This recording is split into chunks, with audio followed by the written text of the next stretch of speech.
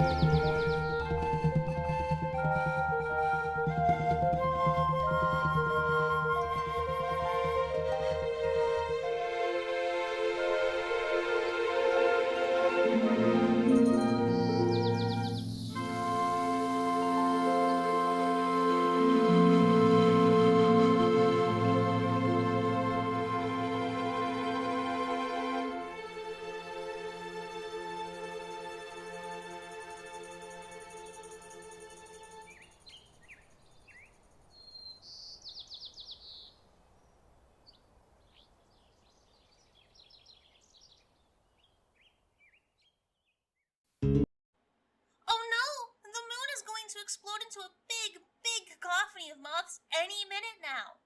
Good thing you're watching the Vomitorium, or else you wouldn't know this. You can support the show at www.streamlabs.com/Vomitorium Live. Good luck in the apocalypse!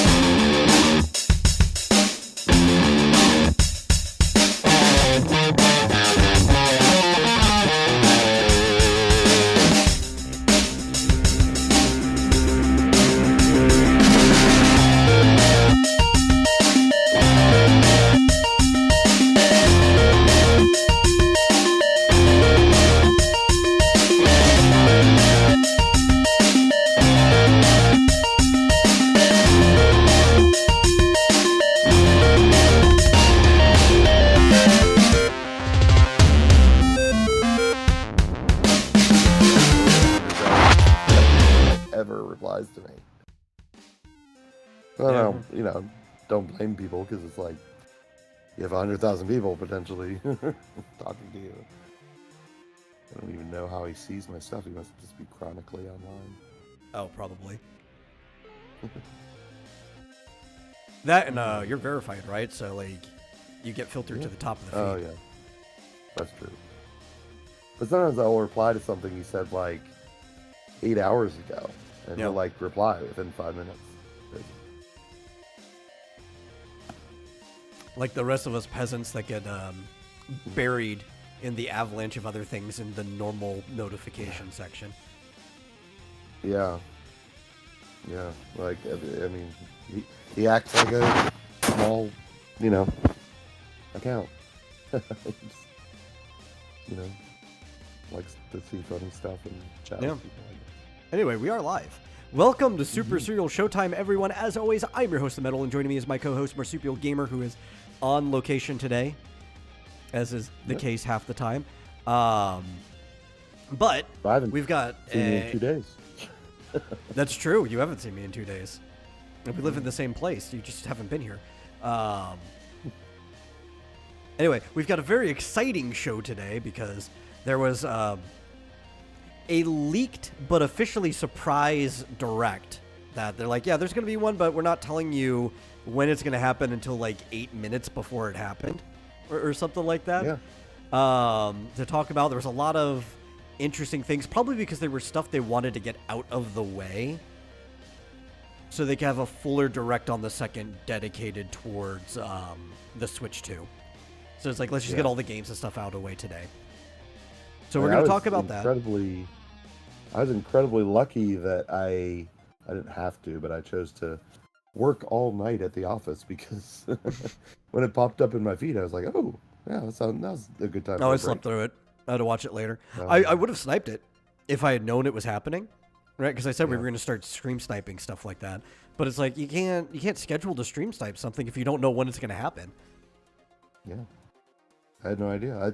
I in fact I assumed that you knew, and were probably watching it because you pay more attention to stuff than I do. But no, it was like a surprise basically. Yeah. It was leaked that there was one that was going to happen soon.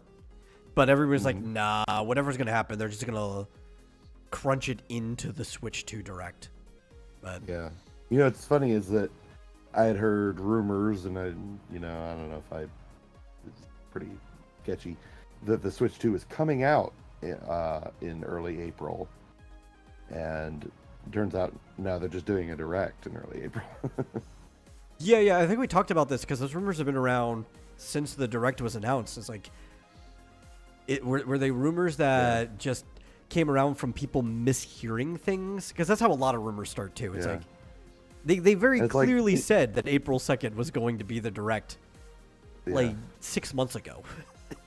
And I mean, some companies, you'd say, well, they could be like, and it's available right now.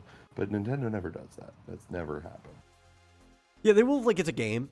But usually to be like a lower budget remake of a game or something will be available when they announce it. That's about it. Or an app. Yeah, or some sequel that you didn't even know was in development. Yeah.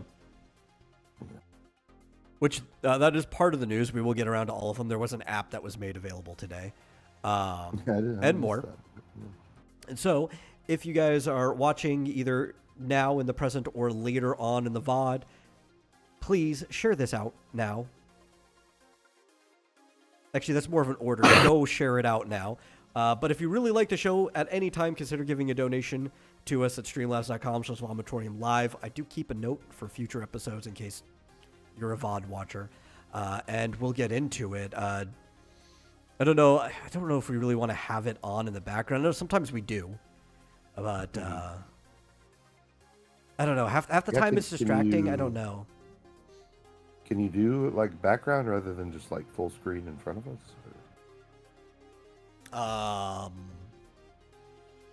If I have it running, which I don't know if I have the video processing power to run both right now, with how my laptop is on its end, I probably could figure something out, but I don't know. We could just talk about it.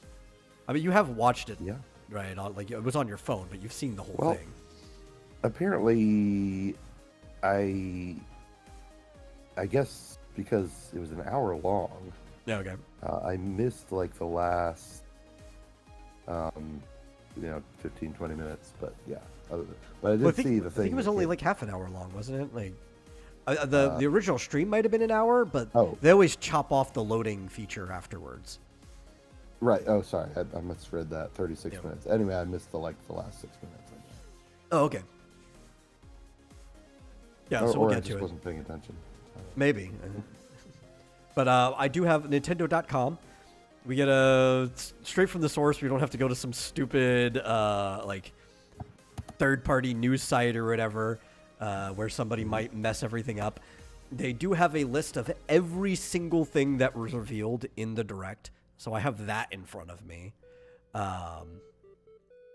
It's not in the order that everything was revealed in the Direct.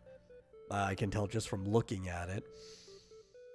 In fact, Well, at it least they doesn't really broke up- seem to make Broke sense. up this stream into chapters, basically. Yeah. But it's like, I don't know. I'm just looking at their list, and it seems arbitrary the order they decided to list everything on the website. Because there's no theme to it, and it's also not in the order or reverse order things were mentioned in the thing, in the actual Direct. So I don't know.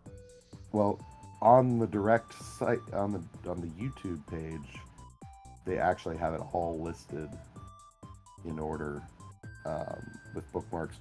Well, they'd have And to. That's how you you're- chapter things, right? Yeah, you were pretty much right. They literally showed Fantasy Life I for 11 seconds. Oh, 11. I was off by one. Yeah. I was counting, Sure. but I did not really pick a start frame or anything. It was like, let's see how long they actually show Fantasy Life I, and I came to about 10 seconds. Yeah, you're spot on. As 28:22 to 28:34. Yeah. I guess that's 12 seconds. Wow. Yeah. Which will launch on May 21st.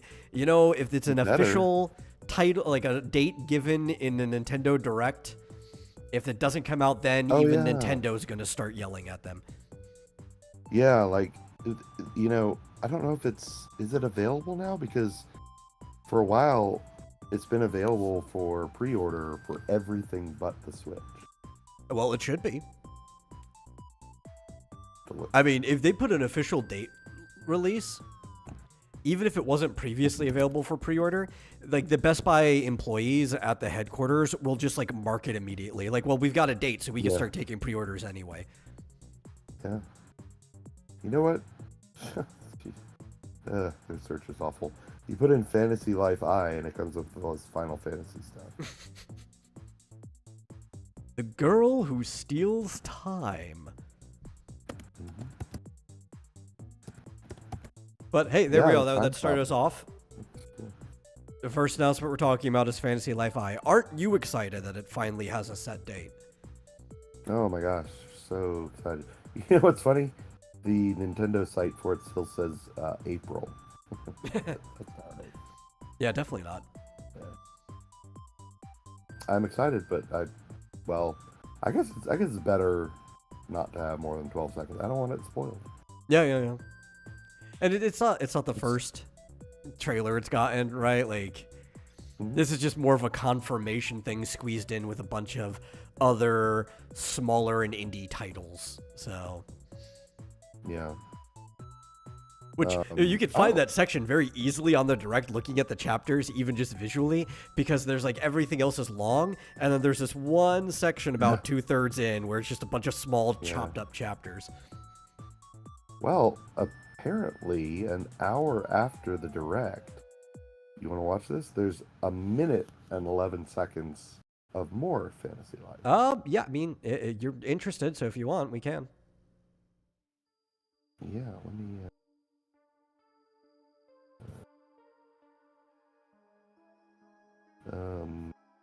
Share your screen. Okay, I guess. Oh, Right. Oh, here we go. Ah, there we go. It's a little tricky. Yeah, you ready? Sure, whenever you want.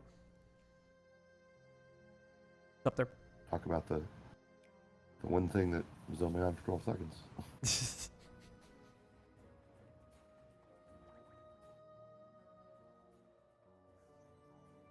The guide to your lives. Oh, you can climb. Yeah, and swim, and ride horses. Yeah. So yeah, this was great. When the first one came out on the 3DS, and I think just because it was on Nintendo to begin with, probably going to get it on the Switch. Yeah. But even if I get the digital version, it'll be easy to share. Like, you could tell that they're definitely going for the Nintendo graphic, right? Because while it's not quite the same as either of them, it's got like this kind of in between the graphics of the modern top-down Zelda games, the kind of like claymation look or whatever based off of the older ones, and Animal Crossing. It's like kind of like halfway between both of those. Yeah. You notice how it says scheduled for release. Yeah. Like, it's actually scheduled. It's going to happen. We're in Nintendo Direct. If it doesn't happen now, Nintendo will be yelling at us. And that's like the one person you can't let down. Like, everyone else in the industry. Nintendo. It's funny. The original, I wonder if this will do it too. The intro was like totally animated, like Studio Ghibli style. Like every time you turned it on, if you wanted to, you could watch this whole big intro. You can sort of see that it's inspired, I think, by kind of chibi anime. Yeah, cool. How do I get out of here? There we go. Yeah. What? No, I was just laughing because everything's been changed on us. So trying to figure out how to end a stream inside of the stage. Yeah. Oh, hey, Fizzjoso. Also, I forgot to turn off the autofocus on my camera. There we go. All right, sir. Well. Yeah. So that was didn't have much, but didn't have much, but at least it's a minute. Yeah. Well, I was saying because that was like mashed in a section with a bunch of other ones, which I don't really have anything to say about any of those other ones either. So I figured we would end up talking more about Fantasy Life than them, but it was coupled with King of Meat, High on Life, Lose Lagoon, Star Overdrive, and The Wandering Village, which we did talk about The Wandering Village in the past. And we did talk about King of Meat once, I think, because wasn't that also in like the State of Play? Or it was on some other thing that we watched before. Something like that. No, you know what? It was announced during the Game Awards. That was it. I was trying to remember what it was. That's where we had watched it. It was on the episode we did going through all of the different trailers and announcements after that. But yeah, it's like none of it was really much to write home for if it wasn't something we had already talked about before.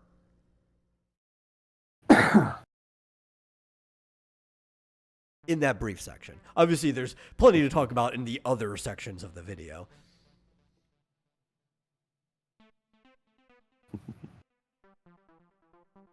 Which I think we should probably just get to because, I don't know. Yeah. We'll definitely talk, or at least you'll talk ad nauseum once Fantasy Life I finally comes out and you spend like the next 4 months playing it. Yeah. I might have to because see, the last time the first game that came out, I guess I didn't even start it until long after Peach had it for a long time. But by the time I just started playing, she was like already on to the DLC, and you can like go visit other people over the internet, and Yeah. she like gave me all this gear that was like ridiculously OP. It's insane. Because you craft your own gear. Mm-hmm. So I'm going to start at the bottom of their list, which technically I already did, because their list is kind of almost in order of like most important thing to least important. It's not exactly, but it's sort of in that order. So we'll go in reverse order and build up to it. At the bottom of the list, after the small section, is The Eternal Life of Goldman, which seems all right. I don't know. If you're into that type of game, you know? It really wasn't doing much for me. Watch that again. Story-driven 2D platforming adventure. I mean, I like 2D platforming adventures. Just, I guess the aesthetics weren't gripping me. Yeah. Oh, it's very cartoony. Yeah. Yeah, THQ Nordic. Which I've liked stuff from THQ Nordic. It might have just been not like a bad trailer, you know? If I saw like a different one, maybe it would sell it for me. Kind of reminds me of like DuckTales, but also, what was it, Hollow Knight? It's kind of like a... Or like Shovel Knight. Well, because Shovel Knight's more like DuckTales. Yeah, but that's what I'm saying. It's a little bit of difference because the guy can like jump the entire length of the screen. Mm-hmm. It was like if DuckTales met Super Castlevania, which I guess to some degree is almost Hollow Knight, right? That's kind of fair. Super Castlevania speedruns are nuts if you've ever watched them. Oh, really? Is there a lot of, what do they call it? There's a lot of, like, movement-based sequence breaks, yeah. Where it uses, like, the actual movement upgrades in the game to break the sequence. It's nuts. I've actually been watching lately, there's this one channel, I bet I still have it open, that has all this stuff about Symphony of the Night. Like, this guy's obsessed with it. And, like, all this stuff I had no idea about, like, the best weapons and armor in the game, where I'm like, really? That's, like, the shield rod is the best weapon in the game? Yeah, it's always the stuff you wouldn't expect, because it doesn't seem like it'd be broken, but then there's, like, some weird way it interacts with the game mechanics. It's like, oh, this is good. Yeah. And, of course, the walk armor is the best armor. Yeah. But apparently you can get well over 200% because there are ways to get outside the castle. And of course it gains strength as you uncover more rooms. And apparently even out of bounds rooms that you're not supposed to be able to get to. Oh, that's cool. To the walk armor. Well, you know, actually, in that same regard, something that seems a little more interesting, though we've already talked about this before, Shadow Labyrinth, which is somewhat Metroidvania-y. It has to be. You're making a labyrinth of the place that you're exploring. Is that weird take on Pac-Man? That yeah, I hate the name. That's the one thing, because like when they first started the trailer, I was like, Shadow Labyrinth. It sounds so generic, and it's probably... I kind of like it better than calling it something to do with Pac-Man. Like, at most, I would want Pac-Man to be in, like, a subtitle underneath the main name. Yeah, well, it didn't have to have Pac-Man in the name. I don't know. In the beginning, I thought it was a Dead Cells game for a minute there. Yeah, a little. But then I saw the cloak, and like, oh, I know what we're doing. Because we watched the... what was that called? Next Level or whatever, that series on... I can't remember the name. Is that the related one on to this? I mean, Amazon. Yeah, remember there was that one episode of it. The Pac-Man episode was basically marketing this game. Oh, what? Okay, so they actually were... It's like the same company or something? No, well, I don't think it's the same company. It's just They were doing a bunch of partnerships, right, with a bunch of different games. right. And when they did the Pac-Man episode, the episode on Pac-Man, it was basically this game, right? It was you have to eat to survive, and kind of spoiled the ending, I guess, unless maybe the game's ending isn't exactly the same and they did this kind of rushed version to throw people off or leave it open. But they were even saying, like, part of the game is trying to figure out what the Pac-Man thing's real goal are. It's like, well, if it's the same as the show, I kind of already know what it wants. Yeah, well, I mean, the show, I mean, it was like a, 22-minute or whatever. Yeah, it was like a short film. 20 minute. Every episode's like a short film. Yeah. Yeah, and it had to have kind of a beginning, middle, and sort of a definitive end. Yeah. So I'm sure the game is, not. I think it just was a similar aesthetic and, sort of. Yeah. I think they just wanted to be close enough to sell the game, but you obviously don't want to spoil a game that hasn't even come out yet. Yeah. It was pretty cool though, because like, I mean, the game looks pretty cool because like you can. It looks cooler than the short film. Yeah, and like he can turn into things like giant monsters that you can fight with. That fight with you. Why don't they make a traditional Pac-Man world game? Oh, Already done that.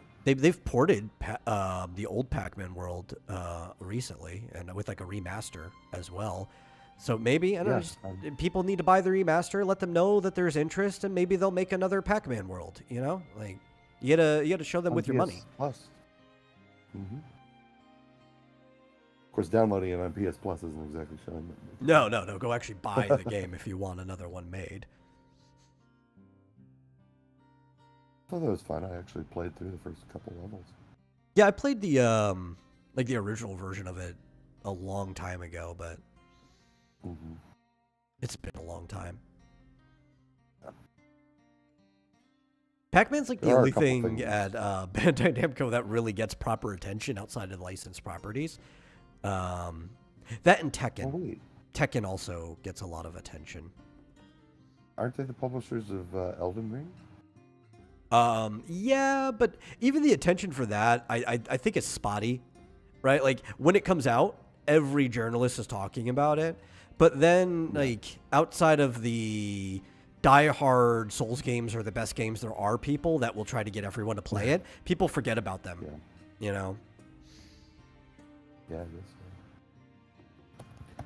I don't know. They're just normal nowadays for a game to get a lot of interest for, like, maybe a month. And then it's just like, oh, yeah, I forgot about that. Like everybody talks about Elden Ring, and a lot of people I've talked to forget that there was even an expansion. Like when you bring up Erdtree, they just like, you know, Elden Ring's great. I wish there was more of it. It's like, did you play the expansions? Like, there's an expansion. It's crazy that games like Little Nightmares 3. Yeah. They're publishing that. I guess they're publishing rather than developing. But when I say Pac-Man gets attention, Pac-Man's everywhere, right?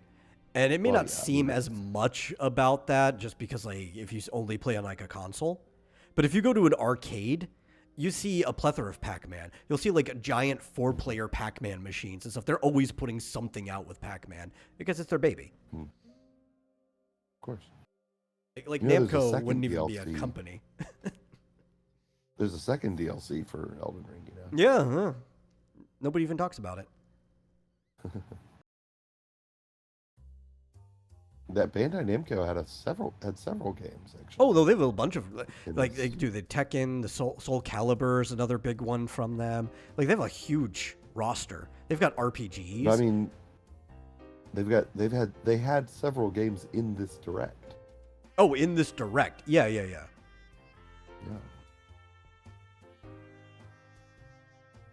Which we will probably get to, yes.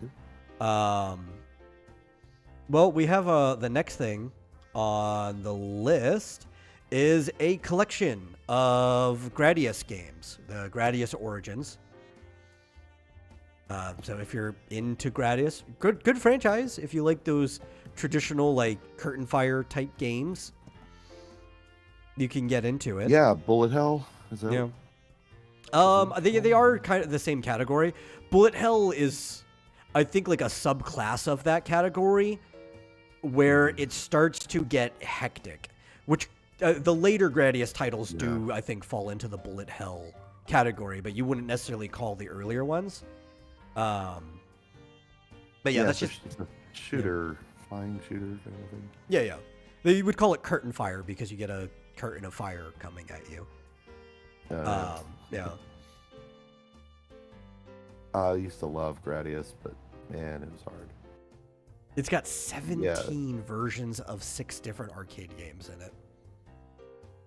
Well, yeah, but like it's like 4 different versions, like one, like the Japanese one game version. Yeah. But a lot of them are substantially different. Really? Yeah. Like some like of them, a couple of them would have like different levels, or like the whether the enemies would spawn in different patterns and orders in the different ones. Yeah. So you are getting a different experience by playing them. And it's not like you have to speak the language. There's no, even in the English version, there's no writing. You just have to be able to navigate the menu to hit start. That's it. Yeah, exactly.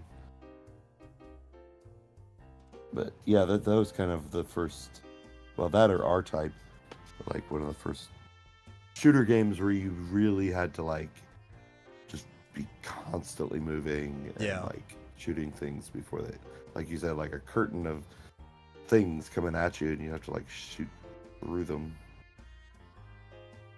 And they were going strong too, because like a bunch of other ones started coming out, and Gradius was still kind of owning the market for a while. Because like, aside from new people coming up, it's people tried to move stuff like Galaga and Galactus and stuff into more of the curtain fire genre, because what they were doing kind of started it, right? They just weren't quite there yet, and it just never took as much.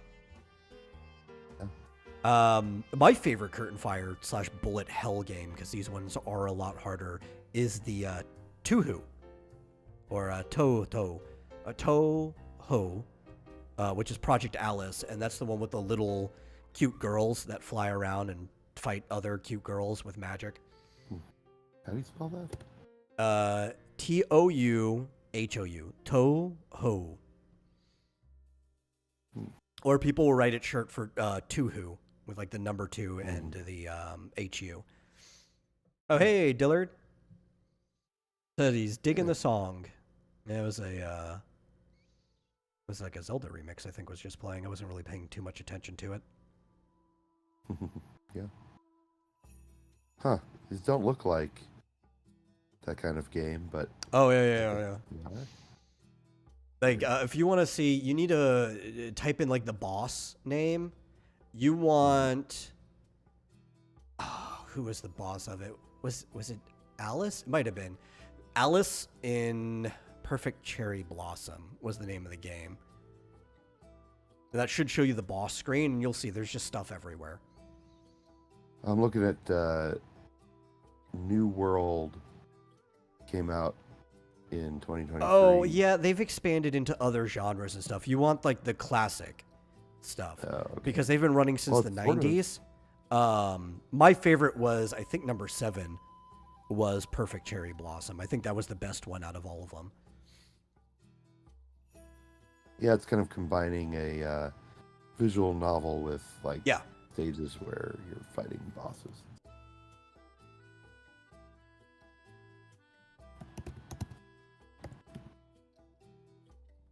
Dillard says, can someone explain sister leveling anime and why everyone is talking about it?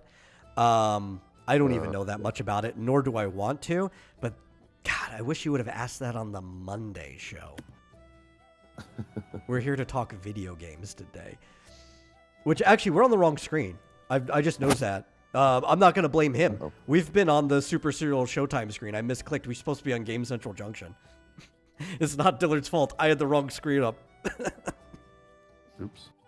Yeah. I think I had Super Serial Showtime running the entire opening, too. Just 'cause brain fart. We're on the right screen now. Everybody blame me.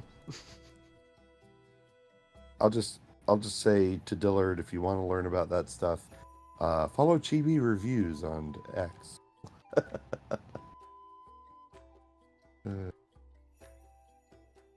Seems to enjoy that kind of thing. It's incest. That's what it is. I have not followed it, but even from the title, I could guess it had something to do with incest.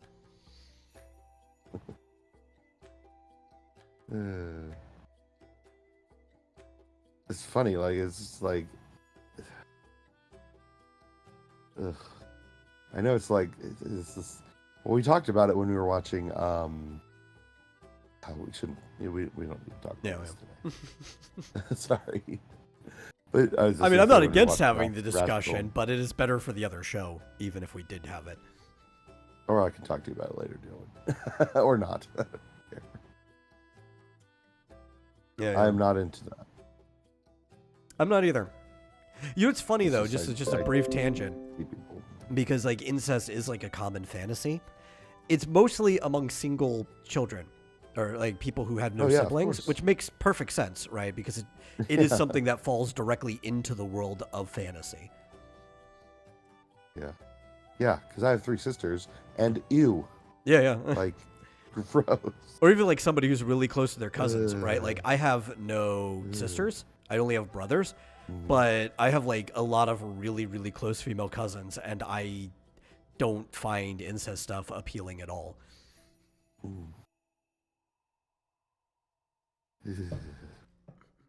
Anyway, Yeah. back to So- video games. Next thing, I don't know if you finally got enough of a view of the Toho to see that it does fall in that category, but we can move to the next thing anyway. One that I'm actually pretty excited about because I never got to play the original version of this game, and it is a spin-off of the Shin Megami Tensei series, which is a remaster of the classic game Shin Megami Tensei Devil Summoner series, and it's Devil Summoner Raido Kuzunoha is the main character. The series is called, or the game is called, Raido Remastered: The Mystery of the Soulless Army, and it is not a turn-based game like most of the SMT games are, but it still is in the world. You do still collect the demons, or in Japanese they're called Akuma. When they're bad, I forgot what they're called when they're good. It's something close. It's something Kuma. But you collect the demons and you fight. This one, you play as a detective who's trying to figure out all the things going on in town, and it's more of an action game where you're fighting in these combat arenas for the encounters with the demons alongside you. Yeah. Very pretty eyelashes. Yeah. For some reason. And I love the Shin Megami Tensei, or you can just say the Megami Tensei series, because Shin Megami Tensei is a continuation of the original series. Mega 10, the shorthand that a lot of people call it. I love the Mega 10 franchise. I even like the more traditional parts of it than Persona, which is the more popular part of Mega 10 these days. But it's... I was just complaining the last time we were on that Atlas needs to make more of their games that aren't just like Persona and occasionally a Mega 10. And now we're getting a remaster of a game I never got to play, so I can't complain. Yeah, they're doing a lot of these like detective games. Even though this isn't exactly a detective game, but similar character anyway. Like to some of the other previously Japan-only games. Yeah. Yep. Oh, Diller says he's, which you told me this, he's been playing Minecraft with his daughter, and she sucks. She refuses to leave the yard. Oh no. Well, at least you helped her make a yard. I actually didn't know about that. I've always, I've made a house and stuff, but Dillard's got some, pro. Oh yeah, because you can make like fencing and everything. You can actually have like a yard. Yeah. Yeah. I never bothered to make the fencing. I didn't realize it was so important. Like keeps things away from your house and Mhm. keeps cows in place. Yeah, like you can actually start a ranch if you wanted to. And She says, she says I should explore and she will watch the house. you know, at least she's a little girl, so it's kind of excusable. Yeah. Though, as a parent, you need to kind of like encourage and force her to go out exploring, even if you're having to hold her hand. But he knows Well, if that, you went- obviously. If you, so we were on the, what's it called? Mine Hut server Yeah. playing, and there are a lot of like fields with flowers that I would think she would want to explore Yeah. around the house. Well, that's how he's if you got may. to encourage her, is by going out and then taking like screenshots or whatever of really tempting things. It's like, don't you want to see this yourself? You know? Yeah. But So show her the geode. We found a geode underground, but I'm sure she's too scared. I think I told you this before. I was in that situation with adults, though. Like, I can excuse it with like a little kid, but I was put on a server with like my college friends after none of us were living together anymore. We just got onto Discord and were playing. Or actually, I think it was before Discord. It was like TeamSpeak, but we were doing that. And for some reason, they had like a stupid economy system with ledgers and everything, and they all had jobs because the girls didn't want to go out and explore or risk danger, so they just stayed home farming and stuff all day. And I'm like, screw that. Okay, my job is explorer, and I would just go out and kill things. And anytime somebody needs something, they'd be like, how did you get that? It's like, I went out and got it. So I had stuff that like nobody else had because they only had access to what was going on in the circular economy. I mean, it's not a farming sim. It's not. You make like wheat and pumpkins and like sugar cane. What else? Oh, there's plenty of things you can farm, but like you can have like a mushroom farm, right? If you want underneath the house. You could also, they had like mob farms, so they were flirting with danger, right? You could have like a creeper farm underneath in a basement. And you don't really care if they blow anything up, and you could get supplies from them, but you don't ever risk getting hurt yourself by doing that, which kind of takes the fun out of the game, honestly. George says his daughter is 6. My daughter just went on a college tour. Oh wow. So yeah, she is. Definitely not 6. Oh, she is 16 actually. Okay.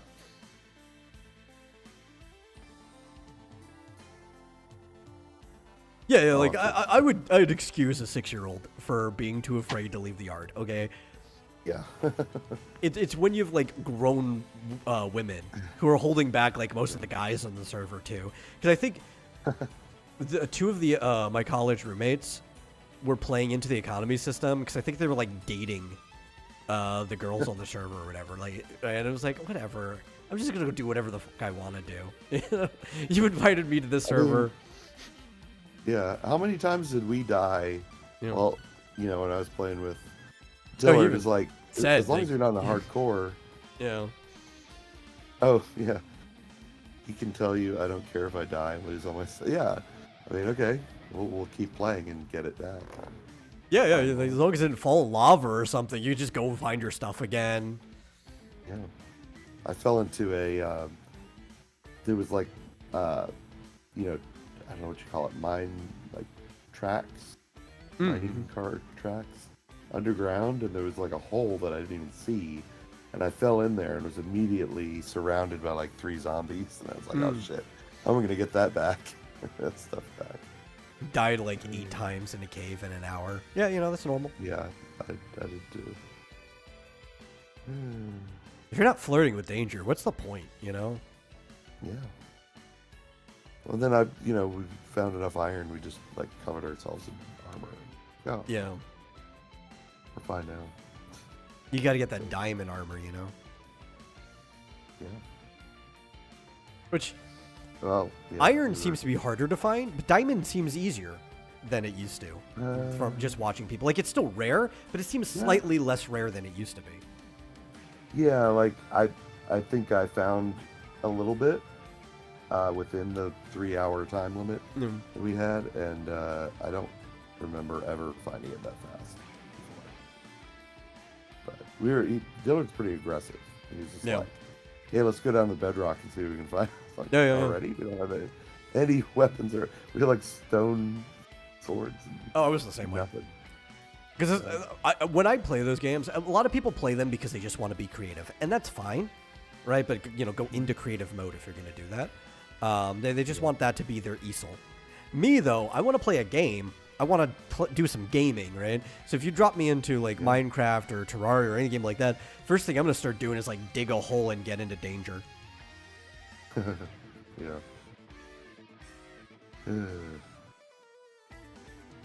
Well, he was telling me all about, like, I guess he does a lot of research or something. He was telling me all about enchanting and stuff, and I know that's a thing. Yeah. I've never actually done it because I'm just like, I've never really gotten that much into Minecraft.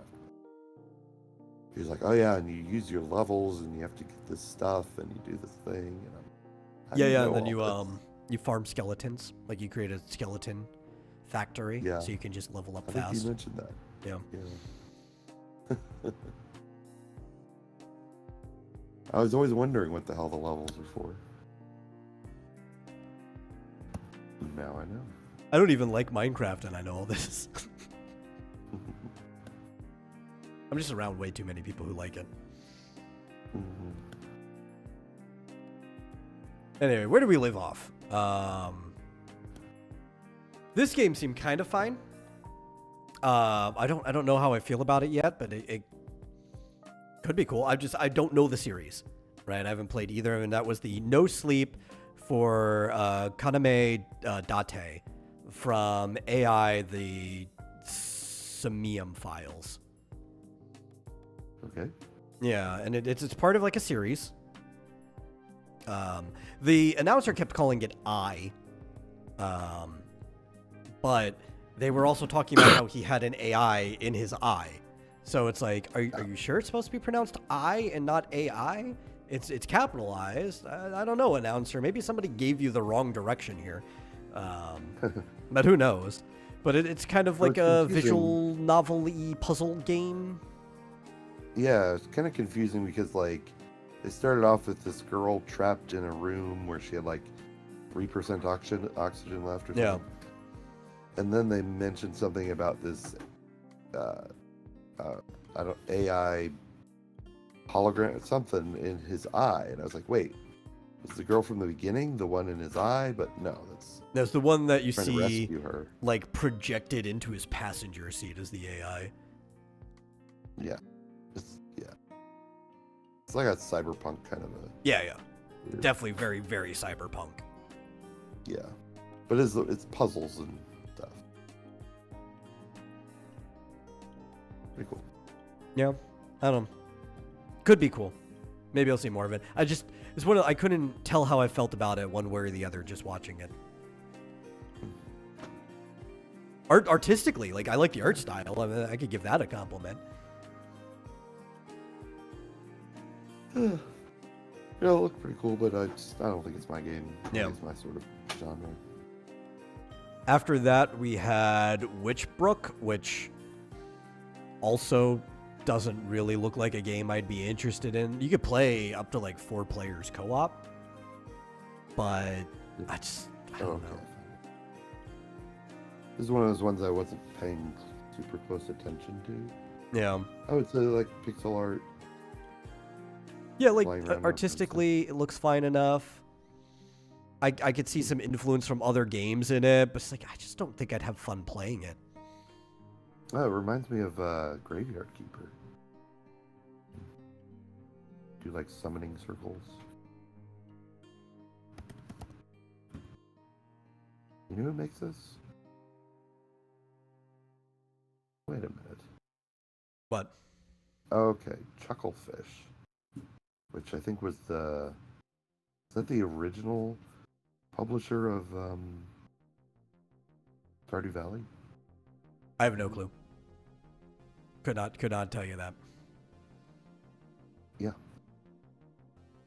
I knew the name from somewhere. Of course, funny because like being a publisher of all these games really mean anything. Like, they didn't develop it. No, they didn't develop it.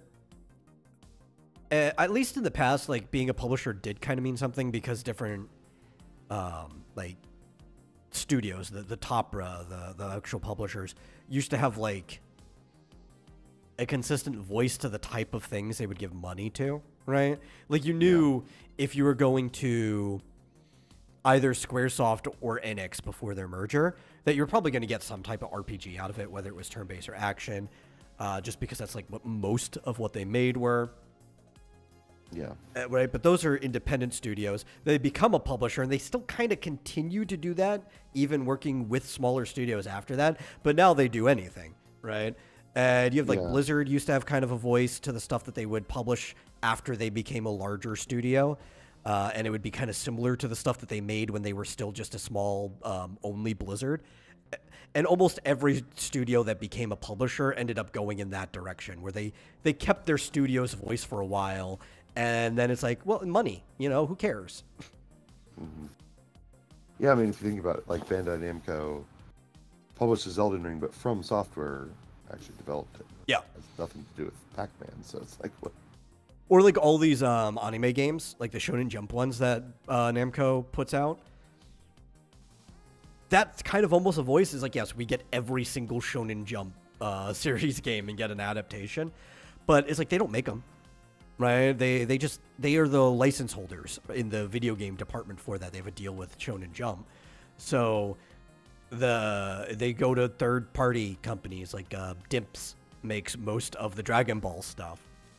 They just have to do it with Namco, so it's it's that same situation. Like who do we actually care about, the publisher or the studio?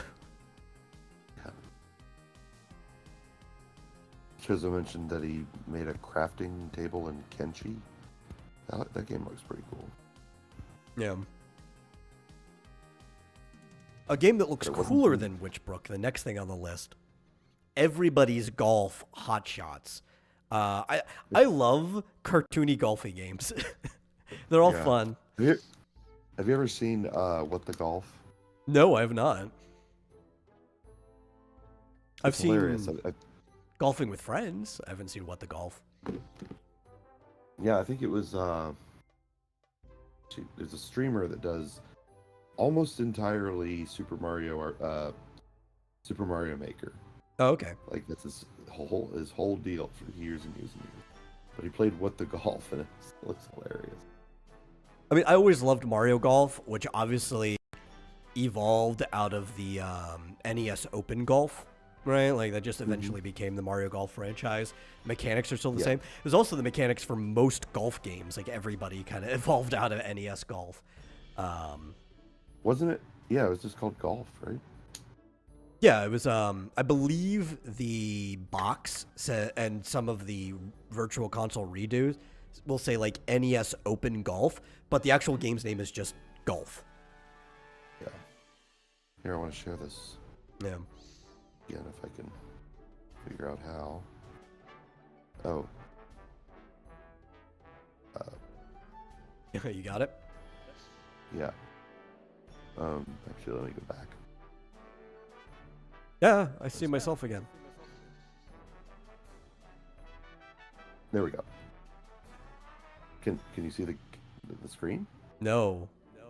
We're on Discord and I hear an echo. What the hell? You were sharing the stage. Oh, sorry about that. Try that again. Yeah. There we go. Right? Yep. Yeah, because it also has like a cool little party mode in it too, which feels like something that belongs straight into Mario Golf. So these are usually the type of golf games I find the most fun. Yeah, it looks like they almost look like knees, but like better because they actually have legs. Yeah. and hands.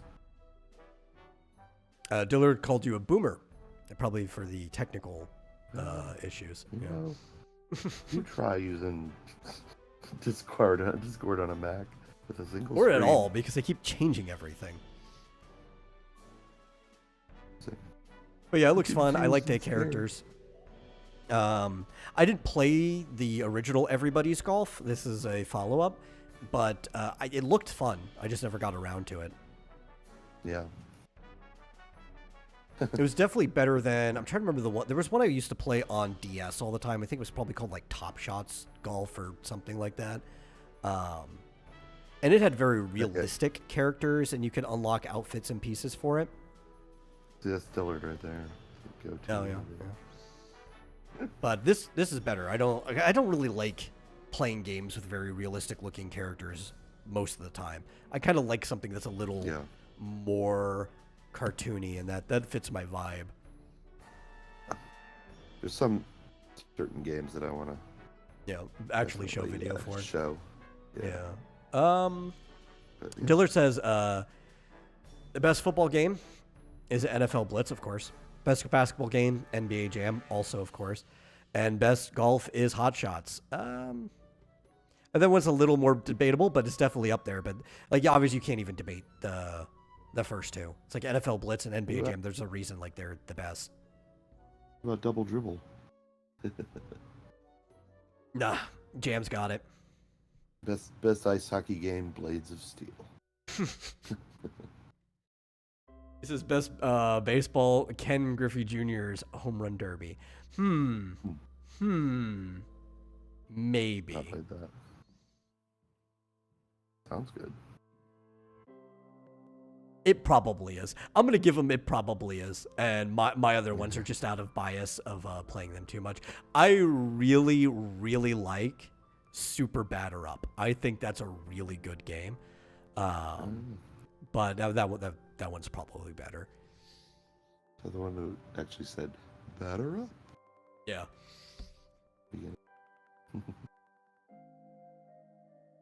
All right, what's next? Yeah. So after Everybody's Golf, it was probably something we're just going to pass right by. I had no interest in it. Was the Disney Villains Cursed Cafe. Oh, I completely missed it. Yeah, it was like a 2D illustrated style game where the villains run like a potion cafe. It's like a visual novel. Yeah. Well, have you played Potion Craft? No. That's pretty cool. Of course, it doesn't have like characters. It's mostly focused on Potion Craft. Yeah. Fun. Yeah, Diller says the best sports games are wacky and over the top. Yes, that's also why like the backyard sports games, which are making a comeback, are some of the best sports games. Because it's just a bunch of kids with like cute animations and it's silly. Yeah. And who doesn't like silly sports games? Does Mario Kart count as a sports game? Yeah, it's a racing game. And it's a silly, wacky kart racer. That's probably my favorite. Right? This is weird because like racing games are sports games, but they're like their own completely isolated category of sports games. Yeah. After that, we have another like remake, and it is Patapone 1+2 Replay, which is like a rhythm game where you command like cartoony armies to the rhythms that you're playing. So like Yeah, that's another one of the Bandai Namco games. Mm-hmm. And so it'll actually be like the sounds that you hear. So like pata is one of the rhythms, and pone, and if you do them in certain orders, like pata pata pone, or like pata pone pone pone pone pata and stuff, will just have your army do different things. They're fun games. I don't know if I'd play them, but you know, they're cool for people who never got to. They're available. And pwn your enemies with the pata. Yeah.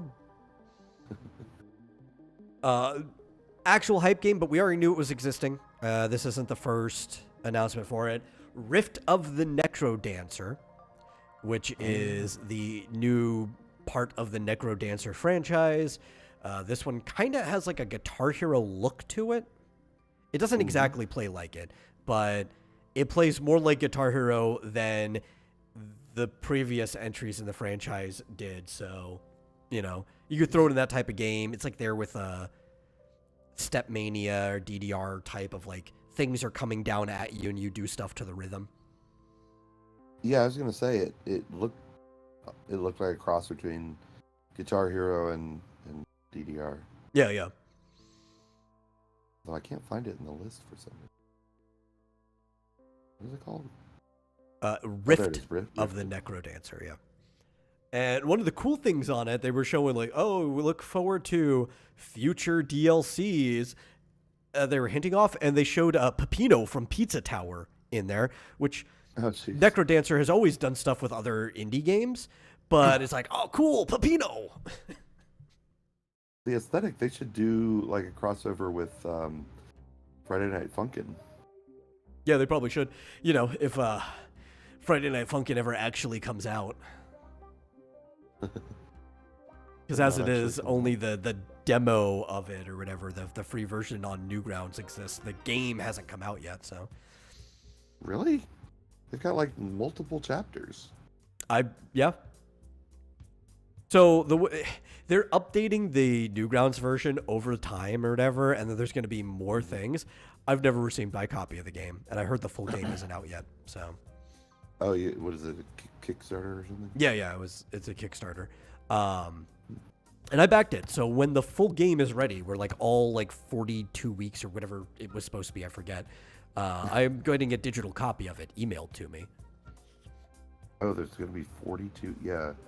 Like, last I looked, there were like 9, but I'm sure there's more. Yeah. So, you know, like, yeah, it's a big thing on the internet. It's a cultural phenomenon for a little bit, but maybe you'll see crossovers with characters from it, specifically just the original characters to it, since half the characters aren't original, well, more than half. But you might see like boyfriend and girlfriend show up in other things after the game finally finishes and comes out. Yeah. Eventually. Wow. Originally uploaded November 1st, 2020. Yeah, I know. And a lot of us are waiting for it. I don't even plan really on playing much of it. Like, I might download it and play it a bit. It's not exactly my type of game, but I like the guys who made it, and I wanted to support them. And it's like, yeah, guys, you know, what are you going to do? You're going to make me wait 10 years for the game to finally come out? Release TBA. It was originally made for the Ludum Dare Game Jam. Mm-hmm. Should do game jams again. Game jams are great. Mm-hmm. It wasn't specifically a game jam. It was just a general themed project jam. But the only game I've ever actually finished was a quick thing for a jam. So, you know, stuff for fun. Yeah. After that, we have Dragon Quest 1 and 2 HD 2D Remake. We already knew those were happening. We just got to see more footage of it. I think before all we had were like title screens. Yep. And I'm going to have to show that one. Do you have to? I have to. Okay. Well, like, who's this new character? That's crazy. Is it for Dragon Quest 1 or 2? Let me see. I don't even remember. It was really quick. Yeah, because this is basically close to what we saw the first time, because they only gave us the character visuals. But now we actually have things moving around. It looks exactly like the Dragon Quest 3 remake. Yeah, just with 1 and 2. Yeah, and the world looks much larger. They definitely showed off more of Dragon Quest 2, because there's more characters and more story and everything. I wonder how short Dragon Quest 1 is going to be. Wow. If they're going to expand anything, it should be that one. Yeah. It's the quickest out of all of them, right? Like. Yeah, it's like, what, 4 hours maybe to do everything? Mm-hmm. Yeah, you might want to give Dillard a talk, and if you want, because he said he just got another invite, this time from Jay Dalla, asking if he wants to join his stream discussing sister leveling next week.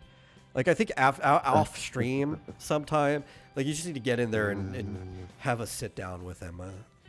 Yeah. Have an intervention. Yeah. Like, I don't know if that would be, considering the things that certain comic book groups tend to latch onto and try to ruin people's reputations over. I don't know if I can recommend that. Yeah. Well, even Fizz says, don't even bother. You aren't really an anime fan who likes degenerate stuff. That actually could be the interesting thing, though. Put him on there so he could just, like, talk shit about the degenerate stuff the whole time and how gross it is. You know, like, he'd be the voice of reason. Yeah. See, who's this? What's that all about? A cutie. That's who it is. This has to be Dragon Quest 1, right? Does it? That doesn't look like... Does that look like any of the characters from the second one? I don't remember. I don't know. So. You also, you have to go maybe. more off of this than me, because the one that I've played the most, and the only one I actually owned growing up, was 4, right? So, yeah. I've played the others, not even all the way through. I don't remember everything clearly. You would. Yeah, no, I was wrong, actually, because then they showed later... That's the whatever the Prince of I don't remember the first character you get. Yeah. So maybe they've added a 4th companion. I don't know. Yeah, maybe. It would be cool if, like, in the first one, they did actually add companions, but you still played it solo. Like, it just turned out like it was almost a red herring. They're just there to add fluff to the story, and all of your battles are still just like a solo person. For you saying that's For number 1. that would be funny? Yeah, Oh. it would be. I think it'd be great. Yeah. Yeah, I mean, there's a lot of room to expand that game. It's so small. I would. Dillard's looking for a recommendation for anime. I liked Rascal Does Not Dream of Bunny Girls, and there is a tiny bit of banter about the whole. Is it the same thing where she calls him Big Brother and I don't know? Are you talking about Oni-chan? The sister. Yeah. Well, no, that's what little sister's called. Like a little. The term for him is like an emoto sister, right? Is that where you have that like? There's a lot of people specifically with little sister fetish, and he's like, I don't want that. Stop being weird. People will get the wrong idea.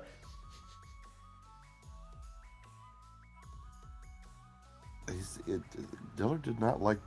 Did he? He didn't like Delicious in Dungeon, right?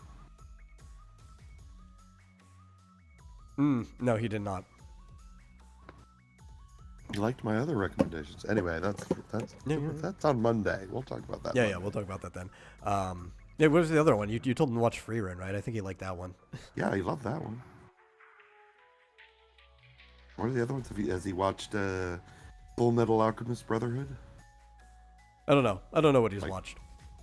We can have him come on and we can have a whole conversation about recommending things and what are do's and don'ts. You know, I really hadn't seen anything other than Pokemon and Yu-Gi-Oh. Those are the only. Oh yeah, most of the stuff we've watched has all just been me. Yeah, it's all new to me, but and the few movies, Akira, Vampire Hunter D. Yeah, like the original Ghost in the Shell. It's like the stuff everybody sees. Yeah. He's talking to Fizz Joseph. Yeah, that's fine. All right. Fine. Hey, dude, as the people in the chat, I don't care what they're talking about as long as they're here. Though I will try to pay attention to them, so that's what a good host does. After that, something I was really interested in because I played, I don't have my 3DS on me to check, but definitely no less than 300 hours, maybe it was 4, of the original Tamagotchi Life. So we have a preview and actually announcement, because it hasn't been announced anywhere yet, for Tamagotchi Plaza, the follow-up. And it looks like it was actually made out of New Horizons. Like the same engine is what I was hearing. My brother was confused, actually, because he thought it was going to be an Animal Crossing announcement. I was like, no, how could you even think that? Come on, be serious. We're not going to get that until after the Switch 2 is announced. We're not going to get it before it. You know, or not announced, but like revealed, like the final direct. We're not going to get one like a week before it. But I was excited because I love Tamagotchi Life. It's such a quirky game. To be accurate, it's Tamagotchi Life with a D. Oh, sorry.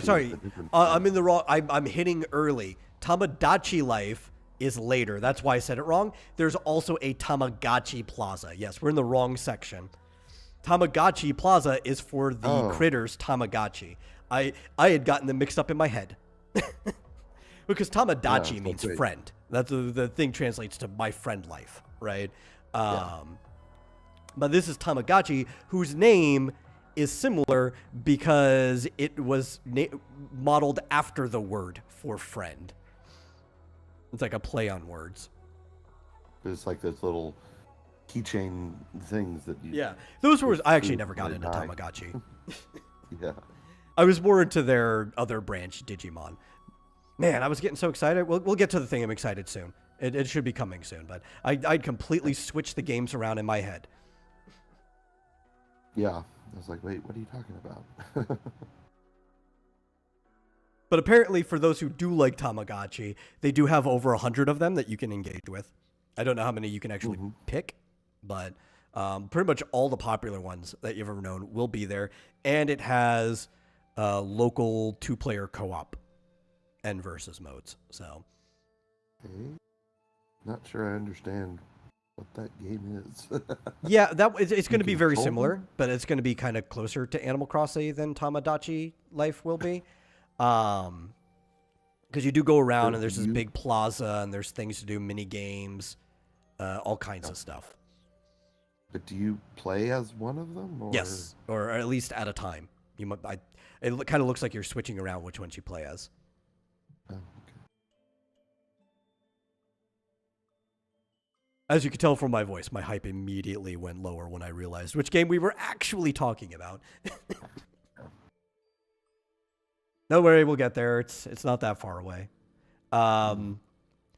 This one, though, this might actually be one of the more important announcements that happened today. It's not a game.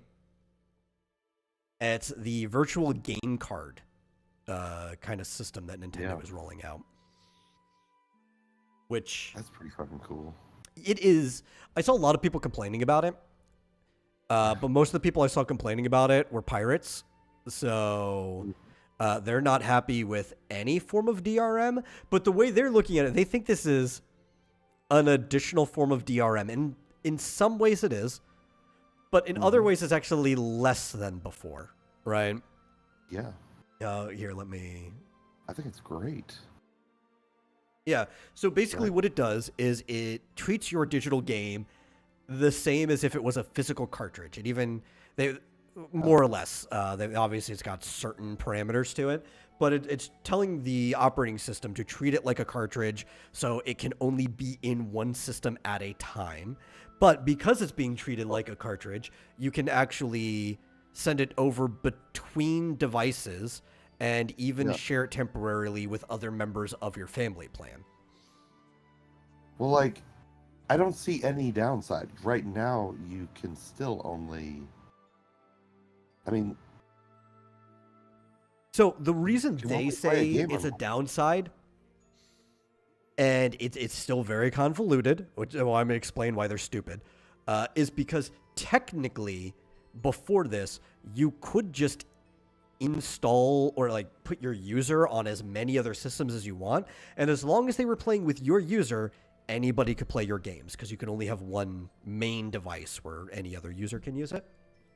Yeah. The problem is there would still have to be communication because only one device can play it with that user at a time already, right? Like if I don't know, my brothers wanted to have a friend over and they were using my user for Minecraft, I would get booted from the game I'm playing on my user, right? So like that's already an issue. This one just adds the extra step that at least for the initial pairing, you have to be in person.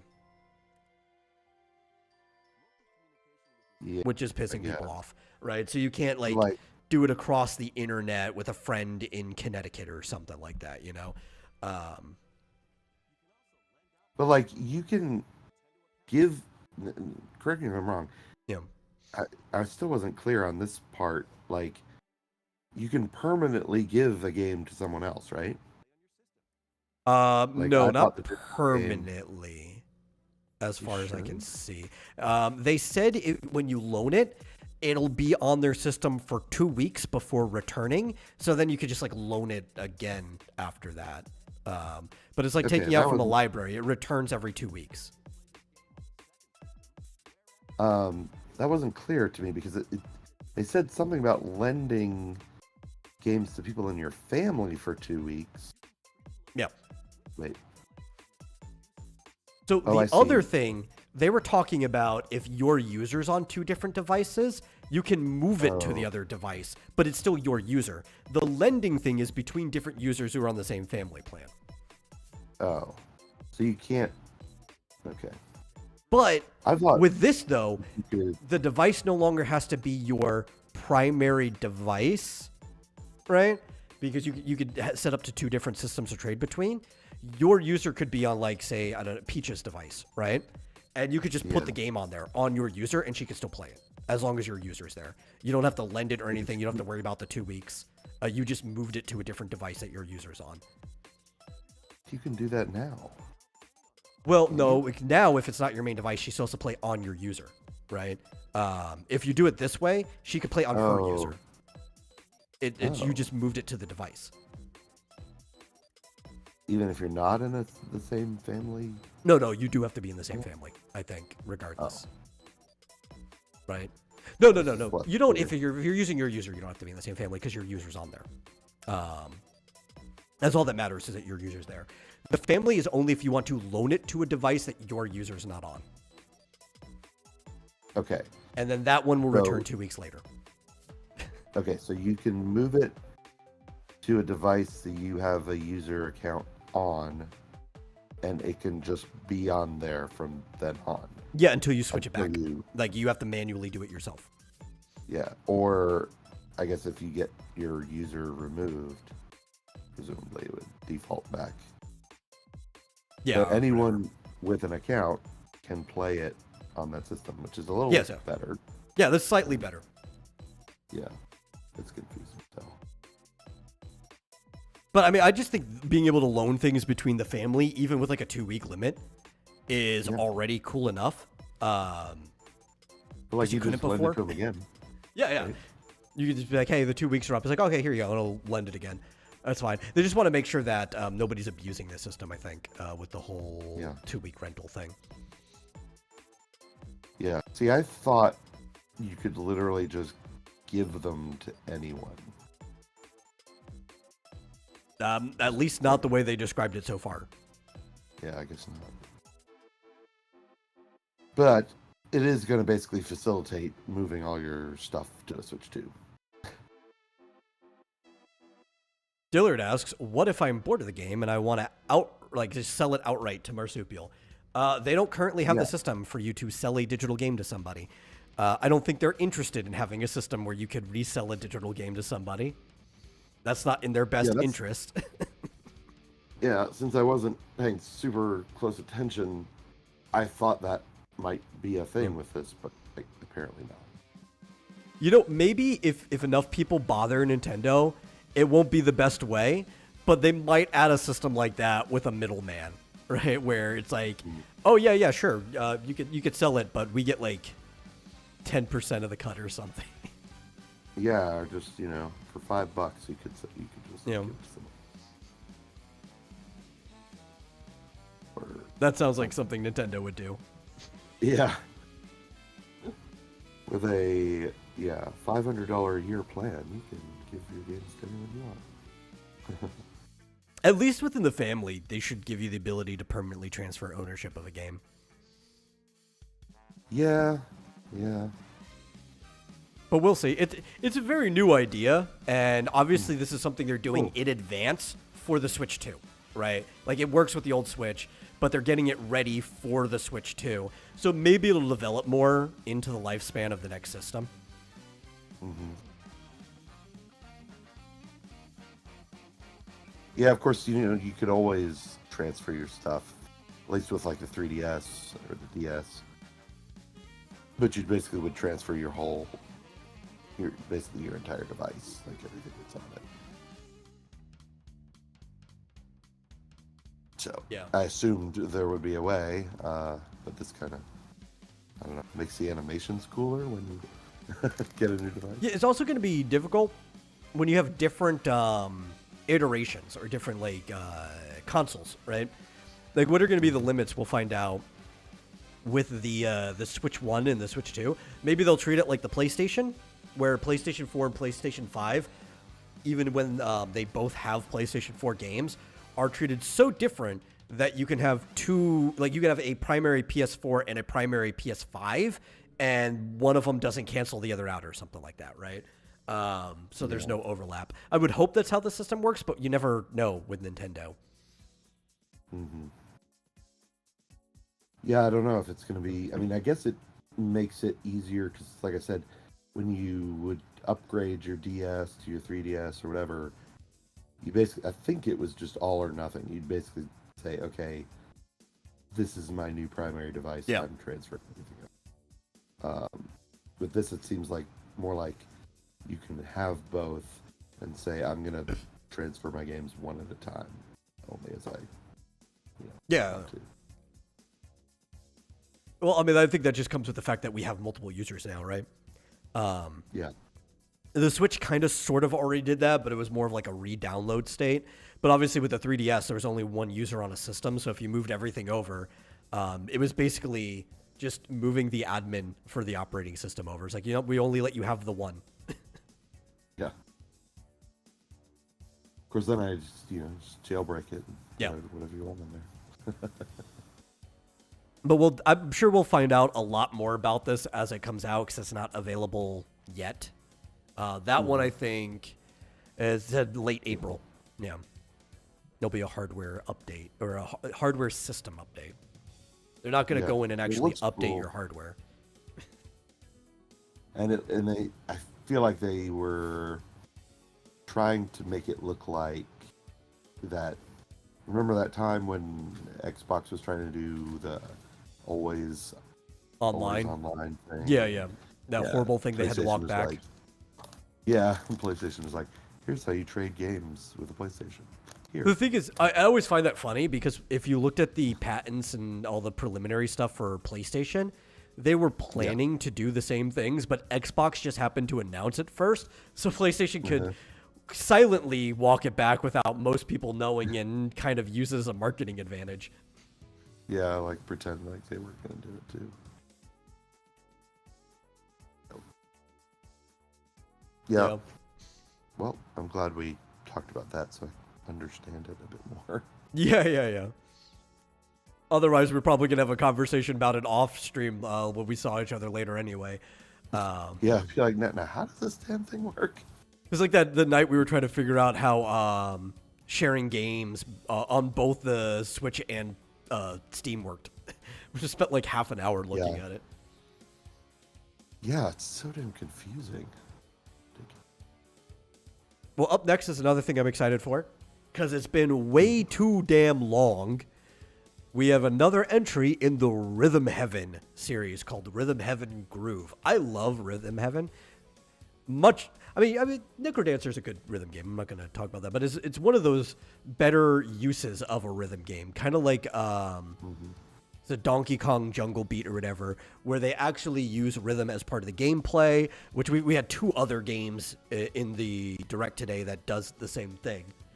And Rhythm Heaven is very similar to WarioWare, I would guess, in that type of like almost micro game, where you'll be thrown in, there'll be a game, and you'll have to learn the rhythm. you'll see like the computers do part of it first. A lot of them are you fill in the rhythm, and then after you've done all of the normal stages, you'll get like a fever stage or whatever, where you have to do a remix of all of the stages before that in like a cool, quick clip show, and those are the most fun stages. And I saw a little bit of the beginning of that, and I'm so happy it's back. I guess I've never played this. This looks weird. Oh, yeah. No, it's great. Like a ball just walking down the street. The second... I knew what it was when I saw the little cartoon girl or whatever talking. I'm like, oh, is this Rhythm Heaven, or is it just something else by the same team? And I was like, no, it's Rhythm Heaven. Yeah, you're right. It's like WarioWare. All these different scenarios. Super exciting. And they'll be like, there's a lot of really recognizable ones from the old ones. Like there's a reporter giving an interview to a wrestler, so the beat will be like da ba da ba da ba da ba da, and then you have to answer it, right? So there's the beat. Or there's one where there's like a baseball player, and they'll like swing, swing, swing, hit or whatever, and you're trying to get the beat on every single scene that you're in. And most of the game's easy, right? Because like each one is just a scene, and you'll do like different progressions of it. It's when you get to like the remix stages that have a bunch of scenes together. That's when it gets crazy.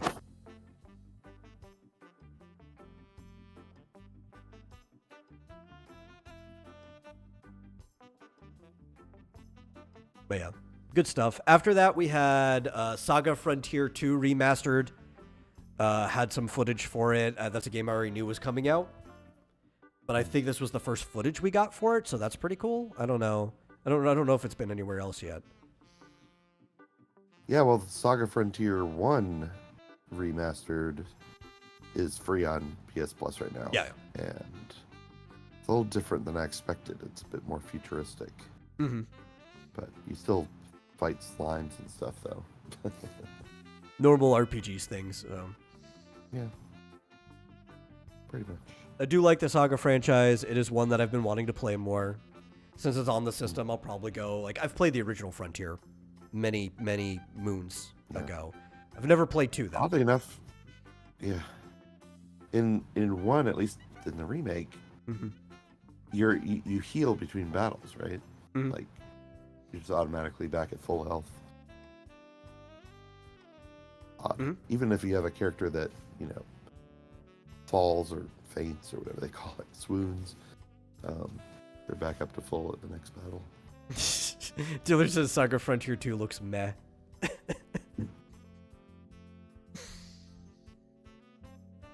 old school, Yeah, definitely is. We also have a series you like, Monument Valley 1, 2, and 3. Ooh. It was showed off. Yeah. I don't know how that's going to play. I mean, well, if they use a touchscreen, that'll be fine. Because it really is made for a touchscreen. Yeah. But, yeah, I haven't finished Monument Valley 3. Yeah, so it's got, apparently Monument Valley and 2 feature all additional chapters, add-ons, and DLC, so you have the complete experience.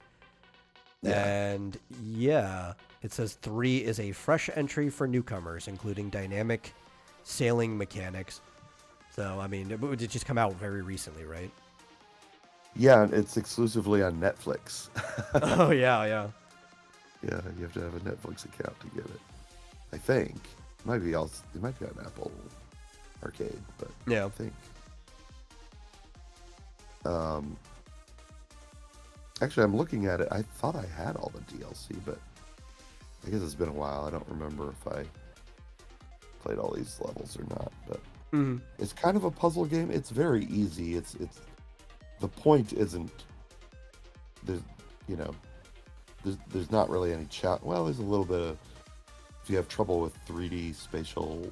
Yeah, they're awareness. like MC Escher type puzzles. Yeah. It's like Captain Toad, but more based on the perspective than anything. Yeah, and you can't die or anything. Yeah. You just have to figure your way through this 3D maze. It's they use perspective so that these 3D objects, when they come in contact on the screen, then you can walk across them when you really shouldn't be able to. But it's really just telling a story with little pretty simple puzzles. Cute. Yeah. It's really the aesthetics. Yeah. I've never played them, but after you talked about it and you made me watch some trailers and stuff, I finally got an idea of what the games were. I feel like, are they not free on Apple by now? I don't know. Try it out if they're available anywhere. Yeah, maybe. I mean, I have a Netflix account, like I could try the new one. I would, if you can, I would try and start with the first one. Not that they're connected exactly, but it kind of, you get the progression of the gameplay. Because I've played some of 3, and it's, I don't know. I don't have a problem with puzzles. I think I could jump into 3. It's not that you wouldn't be able to figure out the puzzles. It's just I found it interesting to play from the beginning, and it gets more and more complex. Whatever. No, it's one that like I have access to Netflix. I know it's available, so I mean I don't know if they have the other 2 on Netflix or not. So yeah, well, see, I can't tell because I probably bought them years ago. They aren't free. After that, we're at the one that I was excited for before I got the names switched up. Tomodachi Life, Living the Dream. So this one actually does have the same title as the first one, just with a subtitle. Tomodachi Life. This is the one that looks like it's done with the Animal Crossing engine, but Mii's are in it, and they actually are Mii's. It was a quirky little game that... What's the best way to explain this? A nonsensical psychedelic soap opera, I think, is probably the best way to explain it. You basically had an island, and there was a hotel on the island, and you had to populate the hotel with all of your Mii's that were in your Mii channel on the 3DS. And you would get different attractions and features on the island, and all of them would have different lives, and very Sim-like in a way, where you were trying to please them, have them, like... achieve their goals and everything, and they would go through life, and it was kind of like watching a parody of a soap opera at times. It was very funny, very, very quirky, just like one of those chill, relax games. I mostly played it, I think, when I was working at Firehouse Subs, and it was the thing I came home to just like turn my brain off and enjoy something stupid for like the next few hours afterwards. I loved the game. New one's coming out. The original took place on an island too, so I don't know why they're kind of harping up the island part so much, other than maybe the Animal Crossing influence has added some more stuff that weren't available in the original. But you could add all your friends. It was the same thing that Miitomo, the app, was based off of. Miitomo was basically just a single character Tomodachi Life social network where you could interact with other people's Mii's. So that's going to be fun. Yeah. Someday, eventually, I'll get to it. It'll be on my list of things to play when it comes out, but I don't know when. And it's one of those things you just kind of leave there. And real time doesn't pass in that game in the same way that it does in Animal Crossing or whatever, even though people throw it in that category. So you could just kind of like leave it in stasis forever and then come back to it and continue your nonsensical soap opera. Well, that's kind of like normal for games. Animal Yeah. Crossing Well, so many people very compare it to strange. Animal Crossing that you almost have to let people know. It's like, no, real time doesn't pass like Animal Crossing. Yeah. I don't know. They're not cute little animals. They're people. Ugh. No. If I wanted to hang out with people, I'd do that in real life. Yeah, but they have like funny that's little beautiful. voices where they actually say the things that are on screen. and you can kind of modulate and control their voice. Oh yeah, I only played like the Tamagotchi little app on The iPhone. Miitomo, yeah. Oh yeah, Miitomo. That's right. It says. Yeah, but they're the same voices. Is the same system and everything. Yeah. It's 2026. Yeah, so I got plenty of time before that happens. In fact, I'll probably be getting it if I get it on the Switch 2, right? Like, because it's going to be available for that. Yeah. But it looks like it is a Switch 1 game, so it's going to be, since the Switch 2 can play all the Switch 1, it's just going to be released for the Switch, and you can play it on the Switch 2. I'm sure there will be plenty of games within this first and next year that will be for both. Yeah. Here, I have to show you this. See that? Wait a second. Yes, here we go. Yeah. Oh, good. Yeah, thought this was hilarious. Yeah, a lot of it's very Fever Dream. Like, this type of stuff is normal. Because this is like actually a character's dream. I think they'll wake up in a second. The people that have dreams of like everybody else in the apartment is worshiping some type of object, like a taco or an iron that you can get in game, and they'll wake up and like, oh, what was that?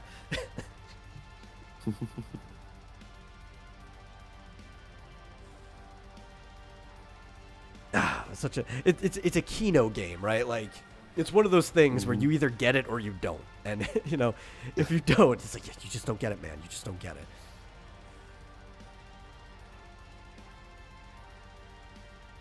Well, I gotta go get in the car pretty soon, so. Yeah, I'm trying to wrap it up. We didn't even get to like the biggest things. Well, I figured there was one big thing we should probably talk about. You're right. Story of Seasons Grand Bazaar. Exactly. Yeah. No, you want to talk about Metroid Prime 4 Beyond. I know what you want to talk about. Yeah. Although now that you mention it, I do like Story of Seasons. Yeah, Story of Seasons is pretty good. This is another one that's like a remake, sort of, or not necessarily a remake. This one was a Story of Seasons. It was just released on the DS, so it's an update or remaster. Yeah, I have to say the last remake is the remake, I guess, of the first one, and it was terrible. Anytime they remake a game that was previously called Harvest Moon into Stories of Seasons, those ones are awful.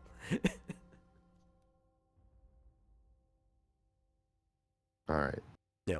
I'm going to put this on the screen. The Metroid Prime. Figure we got to watch this. I didn't, obviously, watch it on my phone. I watched it multiple noticed. times. Yeah. Yeah. Yeah, that was exciting. And I saw this and I was like, oh, here we go. Yeah, baby. I love Metroid Prime. Although, I love Metroid. Prime's not my favorite iteration, but I do still love it. Well, the thing I always liked about Metroid games, which is actually so far might be my criticism of this one, it seems like it'll have most of it, but there's one thing that I'll have to see how it actually plays in, is that Metroid Prime games tend to be fairly fast. They're not quite boomer shooter fast, but they're still closer to that end than, say, like a modern Call of Duty game or something, right? Halo was the first game to come out that kind of slowed down shooters, but the original Halo was still fast compared to a lot of modern stuff. It just wasn't like Quake. And Metroid is closer to the original Halo when it becomes a first-person shooter than it is to a bunch of stuff that came after that. And Prime never slowed down. All of them are just as fast. So I would probably put it slightly between Halo, closer to that end, and like a boomer shooter. Because you actually do have to move around. There's a... Huh? No, I don't want it to be slower. My problem was, I was going to say, is there's a mechanic that comes up, which is like the psychic power that Samus gets. And when they were showing it redirecting Samus's blasts, it looked like the world slowed down. It was almost like introducing a form of like the VATS system from Fallout to Metroid. And I don't want it to be slower. It may not be that bad, right? Like right here. right? Like, it may not be invasive, it on- may not bother my gameplay, but just seeing that right there kind of like, eh. Yeah, it depends on like if you have to use it all the time, like the Yeah. whatever it's called, the swipe move in Samus Returns. Or like if there's certain enemies that just can't be defeated without it, right? Like they're too fast and there's no way you could ever get to their weak side, so you have to curve a bullet. Yeah. But otherwise, it still looks like Metroid Prime. And I've loved basically every single game in the series.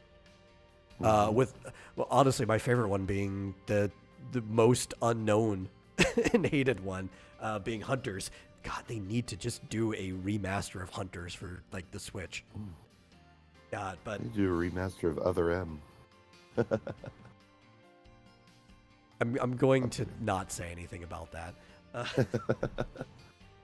It's like one of the few games I still have for the. Yeah. Fizz asks, how did Samus get this new power? Is it the Chozo DNA? Maybe. I don't know. We're not listening to the trailer for many reasons, because Nintendo tends to strike it when you actually have the audio. Yeah, definitely not listening. But in it, they're saying, I think they say something about, like, you'll find out how she got this new power. So they're leaving it somewhat of a mystery at this point. Question is, when does it take place? Because I think this is the latest game. I think this does not take place before the other games, like the other. With Metroid Prime 1, 2, 3, and Hunters, I think all take place between 1 and 2, right? Yeah, I guess. Yeah. But like, at the end of Dread, she had some interesting powers. Yeah, and I think they said this one takes place after Dread. It's not being sandwiched in with the other Prime games in the timeline. Yeah. And there's a bit of an extra video at the end there, but yeah, we don't really have time to talk about it. I guess I'll just say they put out an app for Nintendo today, which is basically you can skirt most of the news sites or whatever. If you're into Nintendo, it also has a calendar for new releases, events, and games that you like. It's your Nintendo update app. You can get it on Google Play right now if you're that type of person that really wants to be updated on Nintendo stuff. And Apple. Yeah, and Apple App Store too. Yeah. Whatever it's called. Google Play and the App Store. Right. What's it called? Nintendo Update? It's called Nintendo Today. Oh, okay. Which was so new that when I told you about it, I was going to go download it, I could not find on the Play Store. Like, it was not searchable yet. I probably still needed to wait 15 minutes. I had to go and find it through the link that they dropped in the tweet. Weird. Until, like, my computer, like, Google Play Store on here to send it to my phone. That was the only way I could get it at the moment. Oh. Yeah, but it's been a bit. It should be available now, like, easy to find.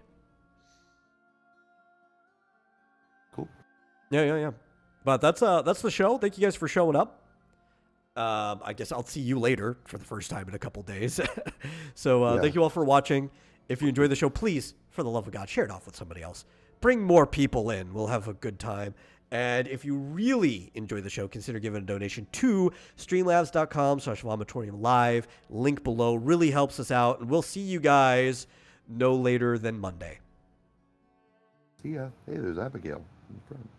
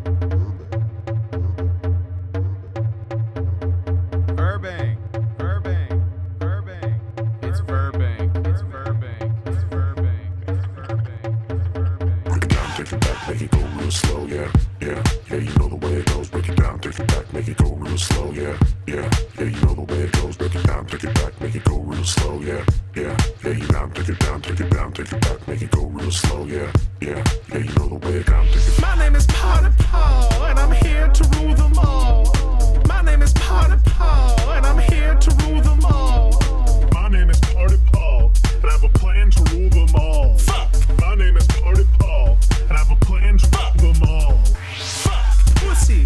Pussy! Fuck! Shit! Fuck! Fuck! Pussy! Pussy! Shit! Fuck! Pussy! Goddamn! Shit! Goddamn! Fuck! Pussy! Goddamn! Shit! Goddamn! Bitches, cocaine on my dick, snort it all up till you can't see shit. Hold to the left of me, hold to the right, you know damn well I'm fucking tonight. Bitches, cocaine on my dick, snort it all up till you can't see shit. Hold to the left of me, hold to the right, you know damn well I'm fucking tonight.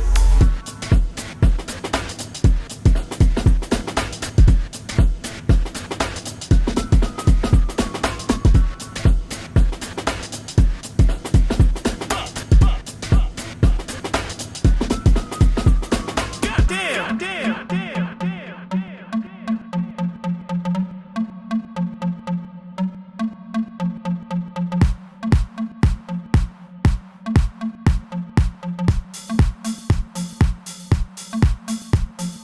My name is Potter Paul, and I'm here to rule them all. My name is Party Paul, and I have a plan to rule them all. My name is Potter Paul, and I'm here to rule them all. My name is Party Paul.